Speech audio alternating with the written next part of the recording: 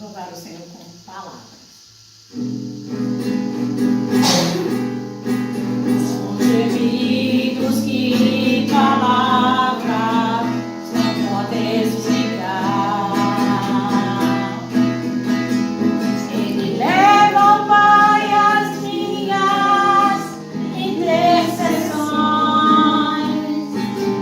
Quando dobro os meus joelhos em meio às tribulações, Ele ouve os gemidos do meu coração. Jesus, a ti confesso, não dá pra viver sem sentir tua presença no meu ser. Sou eterno dependente, ser humano tão carente. Estou aqui de novo e quero teu poder. Ainda que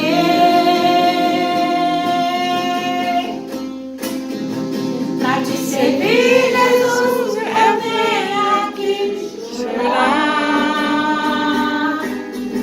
Te servirei porque comigo estarás. Sofrer contigo é bem melhor do que errar. Perdoa-me, porque às vezes não consigo nem falar. Logo as lágrimas meus olhos vêm molhar, como sinal que tu estás neste lugar. Com gemidos que palavras não podem explicar, Ele leva ao Pai as minhas intercessões. Quando dobro os meus joelhos em meio às tribulações, Ele ouve os gemidos do teu coração. Ó Jesus, a ti confesso, não dá pra viver sem sentir tua presença no meu ser. Sou eterno dependente, ser humano tão carente. Estou aqui de novo e quero teu poder. Ainda que pra te servir, Jesus, eu tenho aqui chorar. Te servirei porque comigo estarás. Sofrer contigo é bem melhor do que errar. Perdoa-me, porque às vezes não consigo nem falar. Logo as lágrimas meus olhos vêm molhar, como sinal que tu estás neste lugar. E ainda que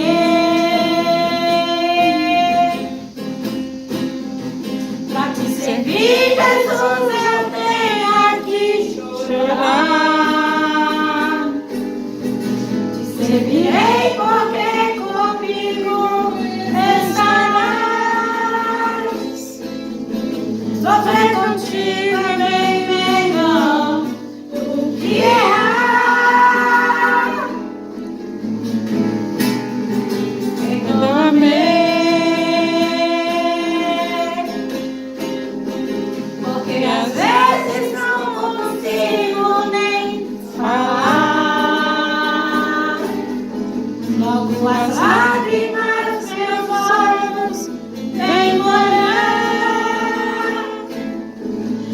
o sinal que tu estás neste lugar.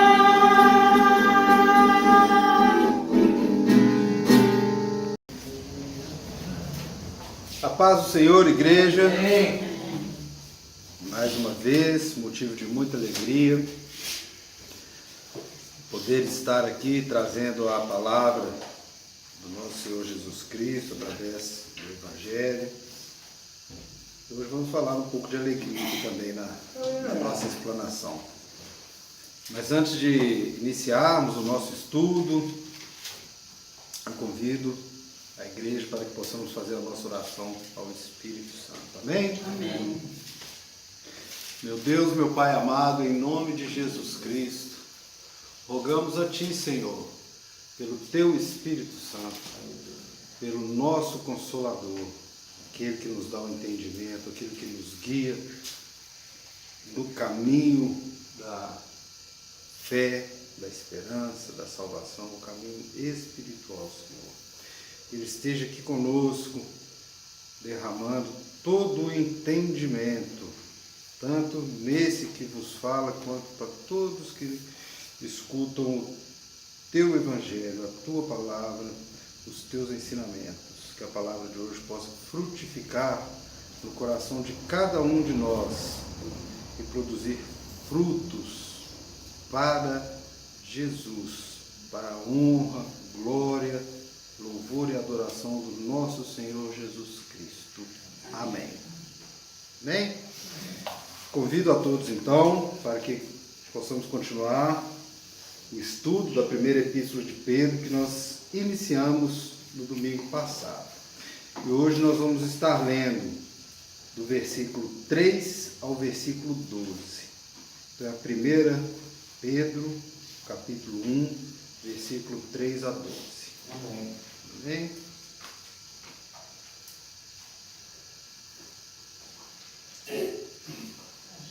Eu vou fazer a leitura do texto.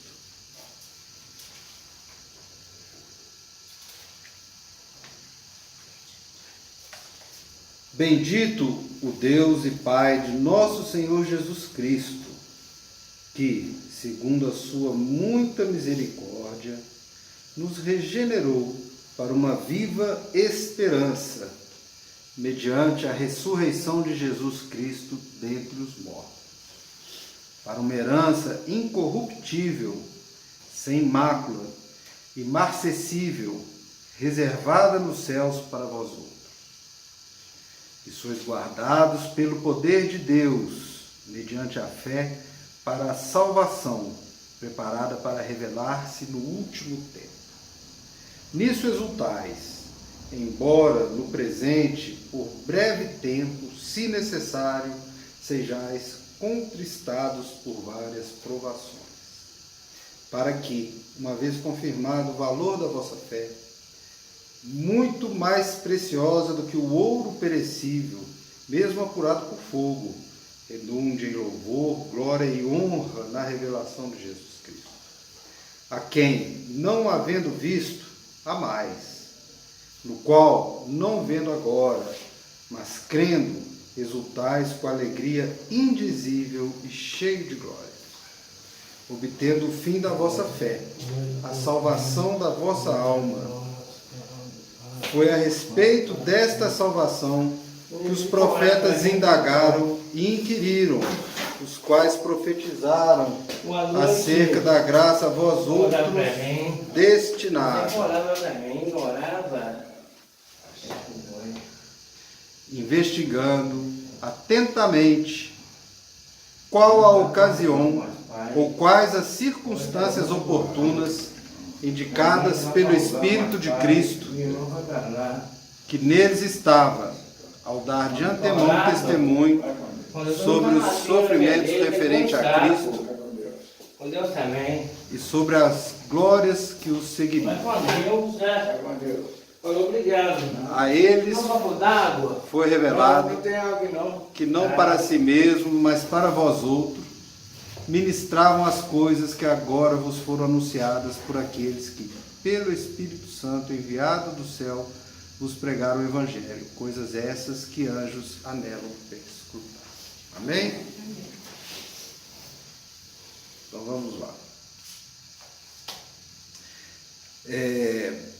Pedro, nesse trecho, né, que nós lemos da carta, ele faz uma ação de graças. O próprio título chama de ação de graças, como se ele tivesse ali fazendo, logo após a saudação, logo após o início da carta, que nós vimos no domingo passado, ele faz essa ação de graças. E o tema desse trecho de ação de graças, o que vai preponderar nesse trecho que nós acabamos de ler, é a salvação. Ele vai falar um pouquinho sobre a salvação, dentro do contexto que eles estavam vivendo naquela época, né? E nós vamos falar sobre isso, uma época de muita perseguição, de muito sofrimento. Então, dentro da salvação aqui, do trecho da salvação, ele vai falar também sobre provação e de como que nós devemos enfrentar essa provação. E sempre com alegria, né, pela alegria e esperança através da fé nessa salvação. Então esse trecho, né, do versículo 3 ao versículo 12, nós podemos dividir ele em três partes, em três considerações, que eu vou falar um pouquinho aqui sobre cada uma delas. E a primeira, que vai do versículo 3 ao versículo 5, Pedro vai estar falando da nossa salvação em Cristo e de como ela produz esperança, né? E como ele mesmo coloca aqui, uma esperança viva, uma viva esperança. Então ele vai iniciar bendizendo, né, a Deus, bendigo a Deus e Pai do nosso Senhor Jesus Cristo. Então aqui ele já inicia essa ação de graça dele, dando toda a honra, toda a glória, adoração a Deus. Então mesmo ele sabendo que todas aquelas pessoas estavam sofrendo, né, passando por provações, ele mostra que o foco dele é Deus, que a honra e a glória, a adoração é somente a Deus. Então o foco é esse, não nos homens. Então, ele não estava iniciando ali já, né, com a palavra de pesar pelo sofrimento que ele estava sofrendo, mas não, bendizendo a Deus, né, e já convidando todos a começar a pensar em Deus e não naqueles problemas que eles estavam vivendo. Focar em Deus, então ele já está convidando a essa exultação ao Senhor, ao invés de lamentar a própria vida. Mas por que ele faz isso? Porque ele, sabendo que todos estavam sofrendo, mas ele também tinha a certeza absoluta de que grande é a misericórdia de Deus. E que também é a única fonte da nossa salvação, o Senhor Jesus Cristo. Então ele já está falando ali logo no início que nós não podemos perder de vista, nós não podemos tirar o foco de que essa salvação somente é possível porque Deus a planejou e a nos concedeu gratuitamente. Por isso que é uma ação de graça. Ele nos deu por graça. Não porque merecíamos, não porque eles estavam sofrendo naquele momento, como muitos sofrem até hoje, mas é por graça. E essa graça somente existe por meio de Jesus Cristo, né? Que segundo a sua muita misericórdia nos regenerou, né?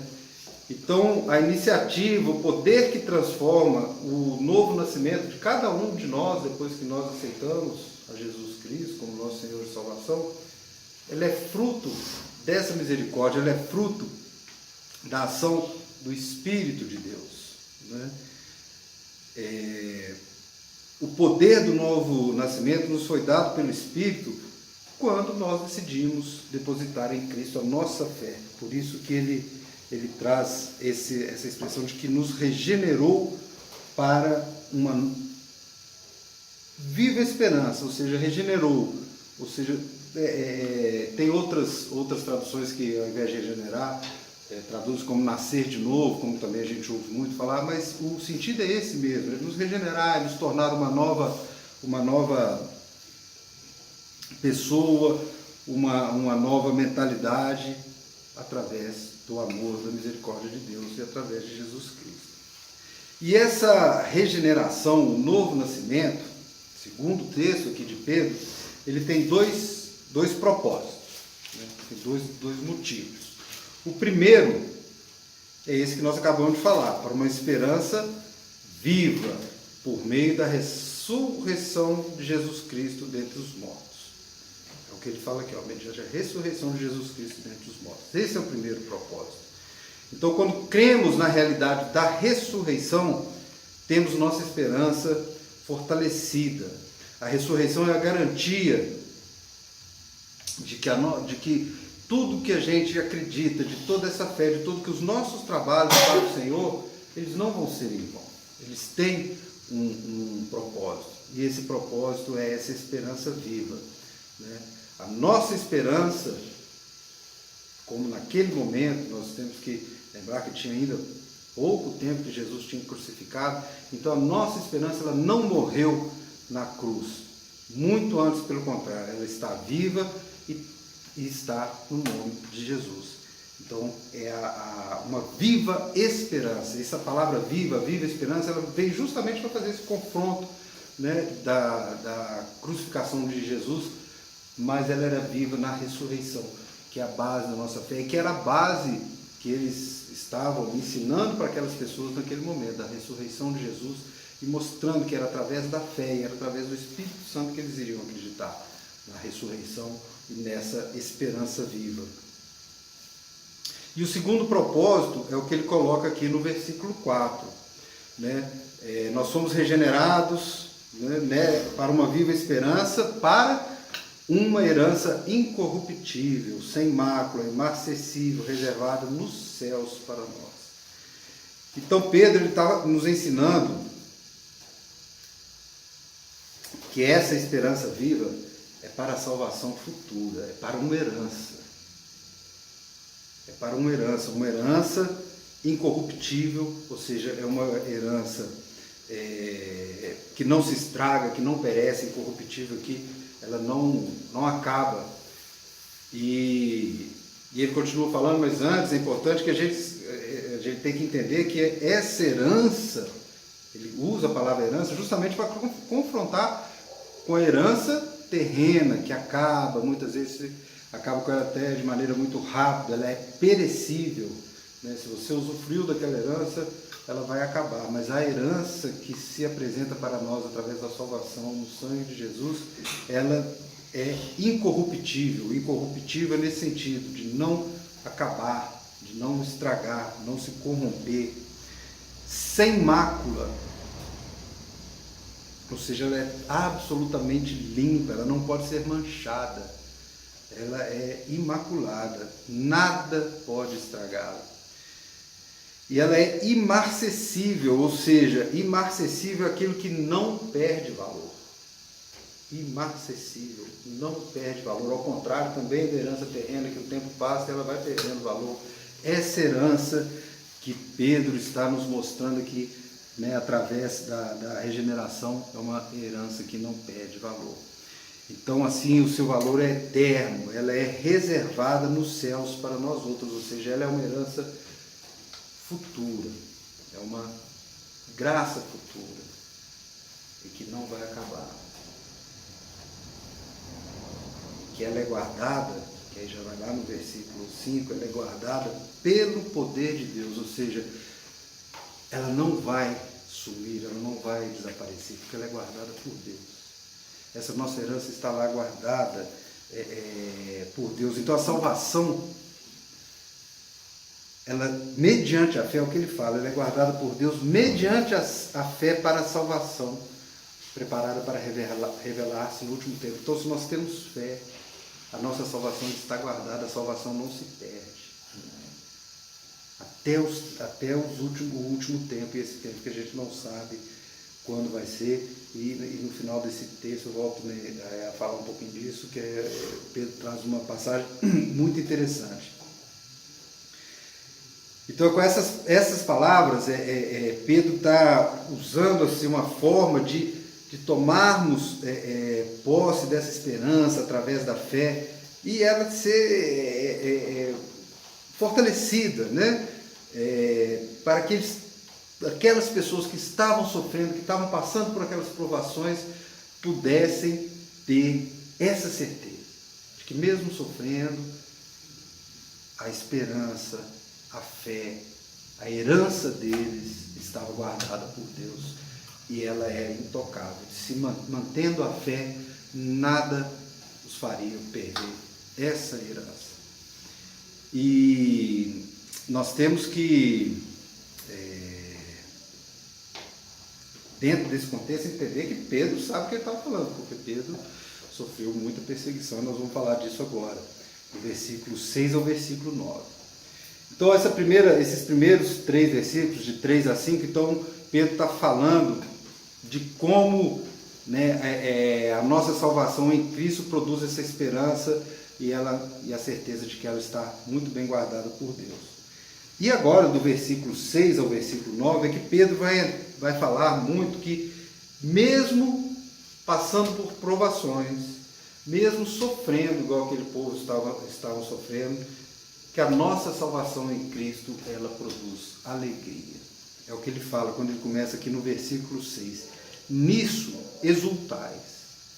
Exultais aqui é nisso, se alegrem. Nisso estejam felizes, né?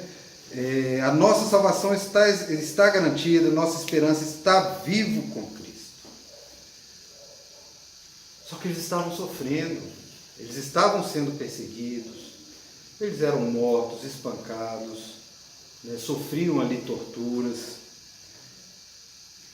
E Pedro está falando com eles de alegria, parece ser um pouco antagônico. Mas Pedro, ele quer mostrar, ele quer dar o entendimento de que todo sofrimento, de tudo que aquele povo estava passando, e como até hoje o povo de Deus pode estar sofrendo de alguma forma, cada um em suas vidas, não como uma perseguição coletiva, como naquela época, mas provação de vida mesmo. A vida é uma eterna provação. Durante todo o momento que nós estamos vivendo, nós estamos sendo provados, passamos por muitas provações. E Pedro fala, elas são provas, né? E ele fala, então mesmo, embora no presente, por breve tempo, se necessário, sejais contristados, ou seja, vocês estão sofrendo, vocês estão passando por provação, mas isso é por breve tempo, isso é temporário. Toda provação é temporária. Então, mesmo que se a gente fique entristecido temporariamente por todo tipo de provação, devemos resistir, mantendo-se fiel a Cristo.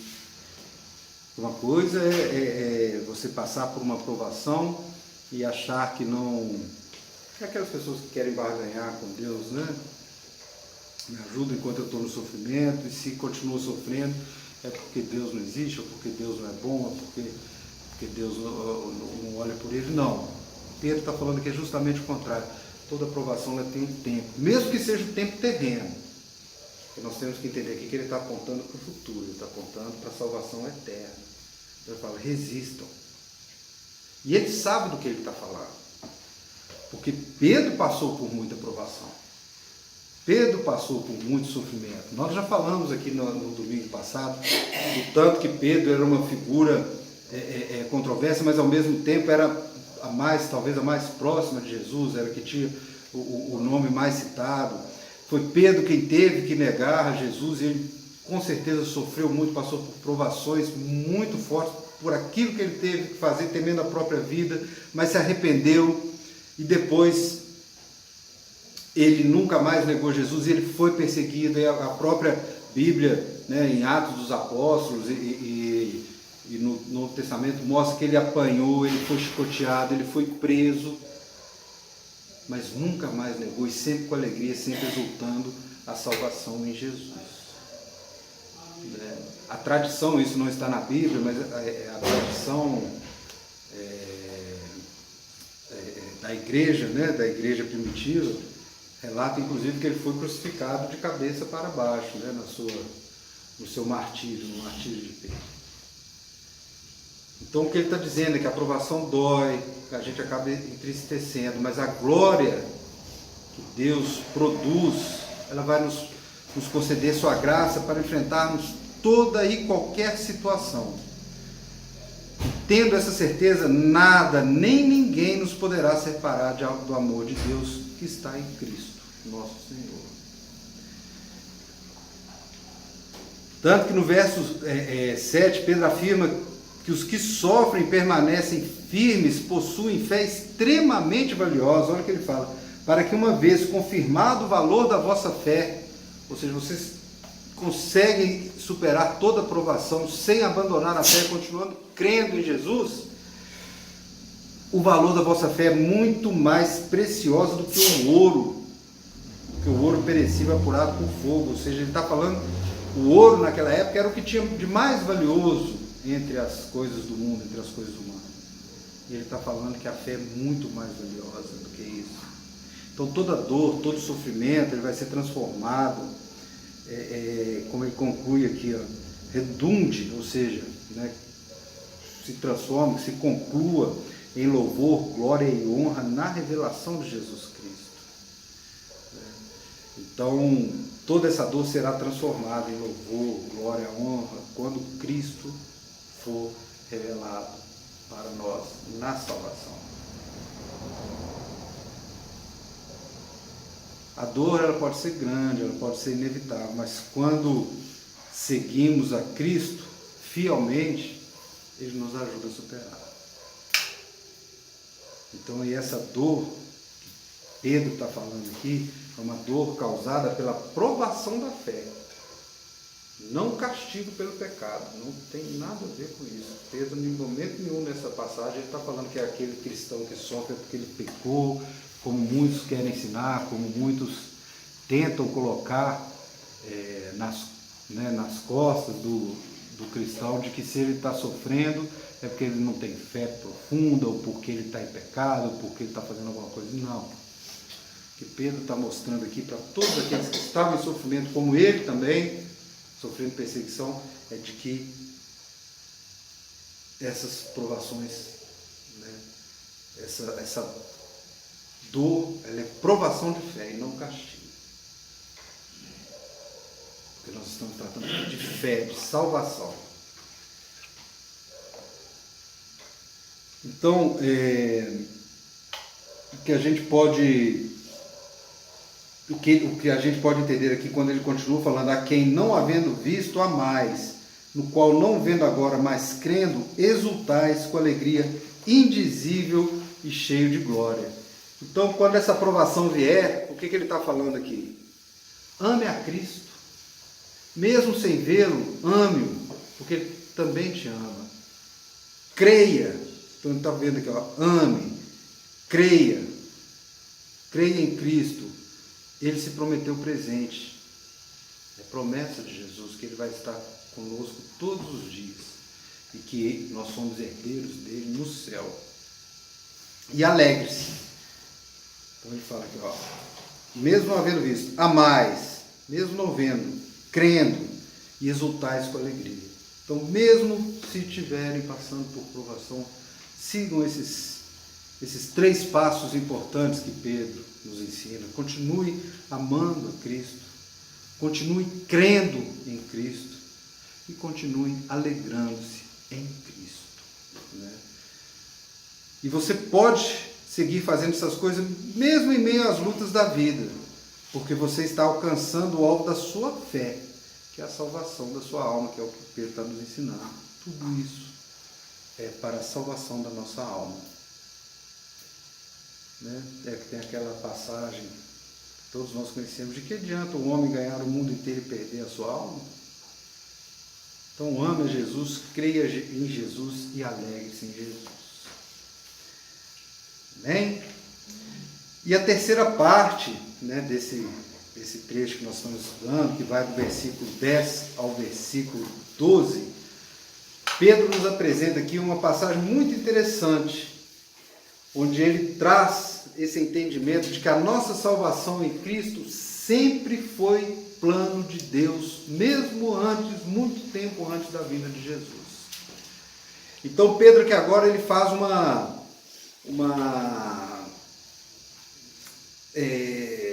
ele une o Antigo Testamento. Então a gente, né, precisa entender que Pedro era judeu, criado dentro do judaísmo, então com certeza ele conhecia o Antigo Testamento, a Torá, profundamente, como muitos daqueles para os quais ele estava escrevendo essa carta, ou muitos daqueles que o acompanhavam.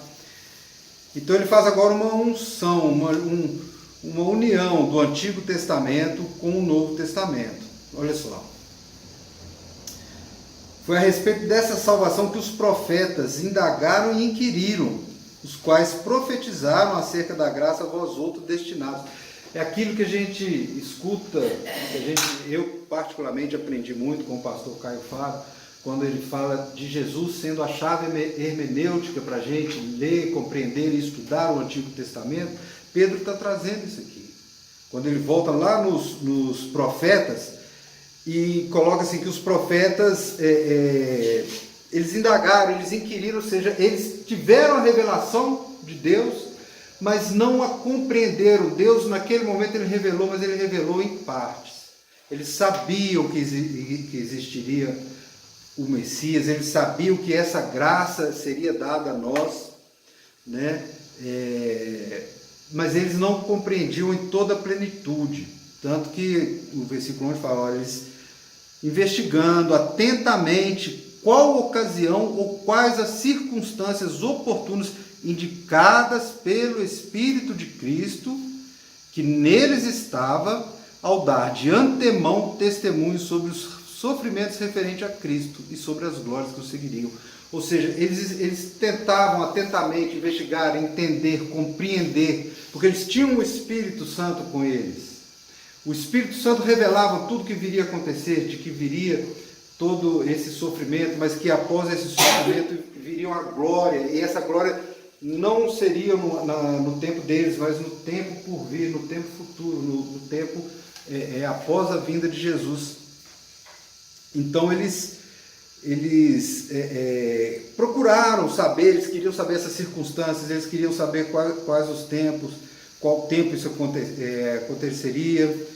Então, que mesmo eles tendo a inspiração do Espírito Santo, Deus manteve eles, instigou eles ao estudo, à pesquisa, porque assim é que nós temos a Escritura aqui hoje.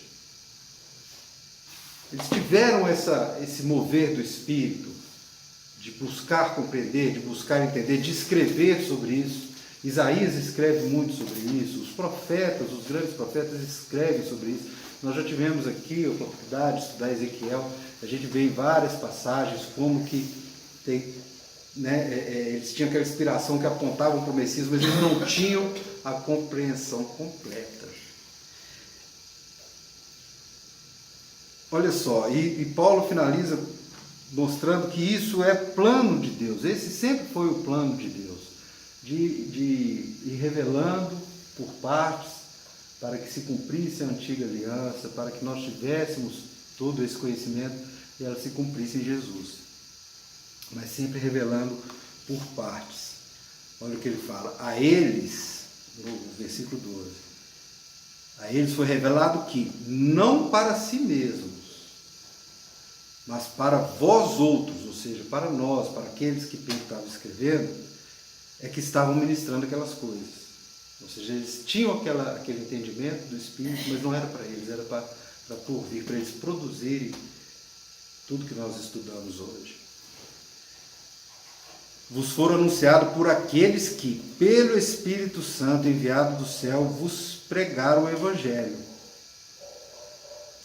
Coisas essas que os anjos anelam perscrutar. Ou seja, Pedro está ensinando, ele está trazendo aqui uma mensagem de que essa mensagem profética de que os profetas trouxeram sobre a salvação, sobre a salvação eterna, sobre o que está por vir, para aquilo que só vai ser revelado na volta de Cristo, nos tempos por vir, como ele fala no último tempo, né, que ele fala no versículo, no último tempo, nem mesmo os anjos que estão lá ao lado de Deus, eles também têm conhecimento completo disso. Ele coloca aqui, os anjos anelam para escutar. O que é anelar para escutar? Os próprios anjos, eles desejam conhecer. Anelar aqui é de desejar, de querer, de buscar. E perscrutar é entender, é buscar a explicação. Ou seja, mesmo os anjos, não foi revelada o completo entendimento sobre a salvação humana. É o que Pedro está dizendo aqui, o que eu acho muito interessante, que realmente é um mistério. Então, todos aqueles profetas que percorreram todo o Antigo Testamento não tiveram a compreensão total, nem os anjos que habitam os lugares celestiais. E são várias passagens da Bíblia que falam dos anjos aqui, eu até trouxe anotado algumas aqui, ó. Hebreus fala que os anjos são mensageiros, né? Enviados por ele para servir aquele que é da salvação. Lucas fala que os anjos regozijam-se quando um pecador se arrepende. Mateus fala que os anjos vão reunir os eleitos no dia do julgamento. E apesar de tudo isso, né, eles se regozijam, eles servem, eles é que vão unir os eleitos, mas o conhecimento deles sobre a salvação humana é incompleto, pois eles anseiam observar, estudar, compreender os mistérios dessa salvação. Amém? Então, meus amados, meus queridos, o que Pedro, né, nos ensina aqui é que essa salvação, ela virá, o tempo é por vir, mas ela só virá pela fé. Essa fé ela tem que ser mantida independentemente do que a gente estiver passando na nossa vida terrena, mas a nossa herança está guardada. A nossa herança está guardada. Agora, como será? Nem mesmo os profetas e os anjos tiveram a compreensão completa, muito menos nós. É mantermos a nossa fé, é mantermos a nossa esperança em Cristo, crendo que a ressurreição dele, que a crucificação dele, que o sangue dele derramado na cruz, e que a sua ressurreição é para a nossa salvação no tempo futuro.